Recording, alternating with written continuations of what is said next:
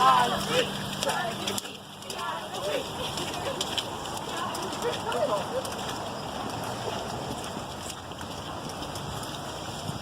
off your engine.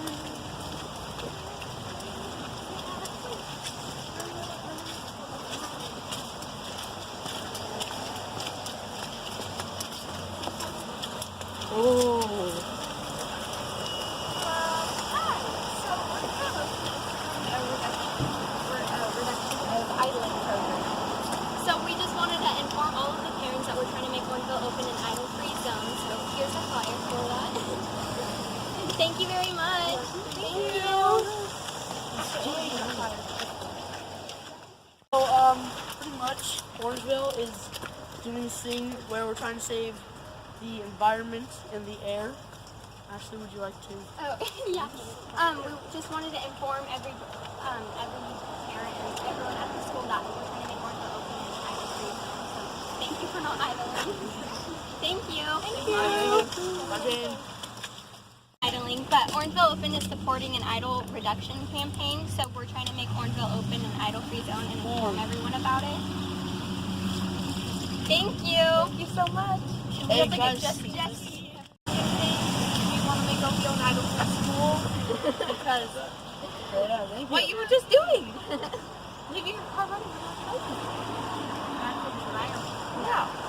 Thank you. Thank you. Thanks, Jesse.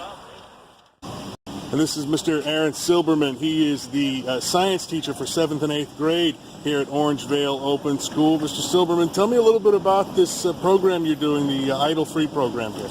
Well, Wayne approached us earlier this year. I got an email from him, and just looking at me being the science teacher and us being concerned with the environment and all the damage that myself and my elders have done, and we wanted to try to make a simple change.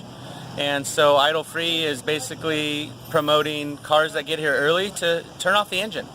The newer vehicles, if you're idling for 10 seconds or longer, you're wasting money. So if you can turn off your engine and then start it up again when kids get out of school, you're going to be saving money, number one. Number two, you're going to be helping the environment. We have so much carbon emissions going off from not just vehicles, but if we can do a small part by our school and maybe a pilot for the rest of the district to follow, then we're going to be doing what our school likes to do and lead by example. And let's talk about that a little bit, because it's not just the effects on the environment, it's the potential health effects for these kids who are standing here waiting for themselves to get picked up.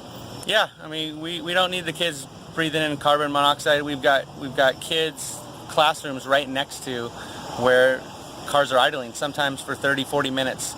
And so we're really looking at the health and safety of the students first. Like I said, money's nice for the parents as an incentive, but the main thing is trying to help clean up the air around here. We got kids exercising and in the classroom, and it's going to get in there. So we're just really trying to do our preventative measure.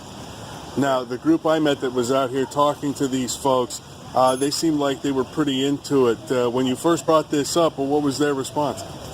It was kind of like mine, where I never thought of it, never heard of the amount of carbon emissions that can be put out in just idling, sitting either at a red light or in carpool.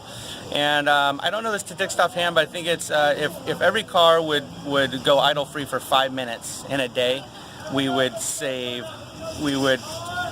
not put out hundreds of thousands of pollutants in the air, along with keeping the environment much cleaner. And it's something as simple as, even we're talking to the students now, maybe when you're at a red light, you're stuck in traffic, turn the car off. No reason why not if you're not going anywhere, yeah. right? And it's about 10 seconds of idling. Once you get past 10 seconds, you're wasting gas. It takes less gas to turn on your car. Where, not like the old school cars where you had to get them warmed up. Now you don't need to do that anymore.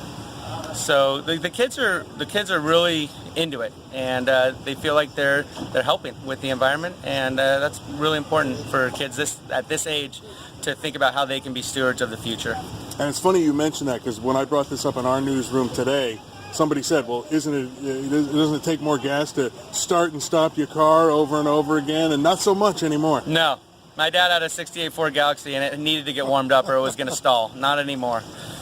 Even to warm up in the morning, you don't need it running for 5-10 minutes, which a lot of people still do.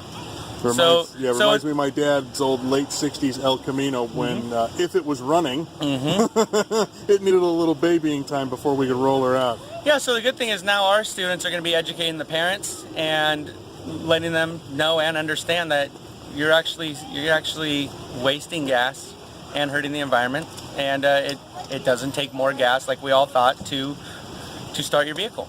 I even had a student say that earlier today. Doesn't it take more gas to start? Like, no, not if you're idling that long.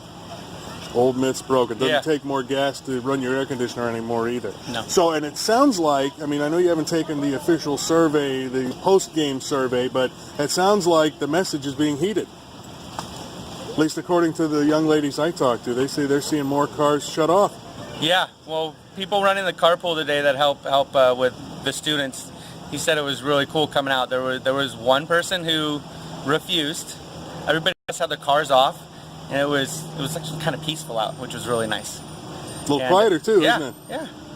And everybody, like I said, 99% of the people are going to be supportive of it, and I think with the more education, it's going to be a really successful program at our school.